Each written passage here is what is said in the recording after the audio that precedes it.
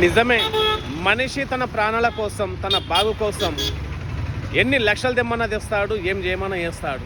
దానికి ఉదాహరణ మంచిర్యాల జిల్లాలలో ఇగో ఇక్కడ చూడండి హాస్పిటల్ లైన్గా తనస్వి మల్టీ స్పెషాలిటీ, జయసూర్య, అక్కడ చూడండి ఆరోగ్య హాస్పిటల్, దాని ముందుకు శ్రీనిధి హాస్పిటల్, అక్కడ మహర్షి, ఇక్కడ కనబడుతుంది కదా మహర్షి హాస్పిటల్ అంట, గ్లోబల్ హాస్పిటల్ అంట, శ్రీ మహాలక్ష్మి పిల్లల హాస్పిటల్ అంట, శ్రీ కుమార్ ఆర్థో కేర్ అంట. ఇన్ని ప్రైవేట్ హాస్పిటళ్ళు ఎంతలా విస్తరిస్తున్నాయంటే ప్రజల భయాన్ని ఎంతగా సొమ్ము చేసుకుంటున్నారో మనం అర్థం చేసుకోవచ్చు.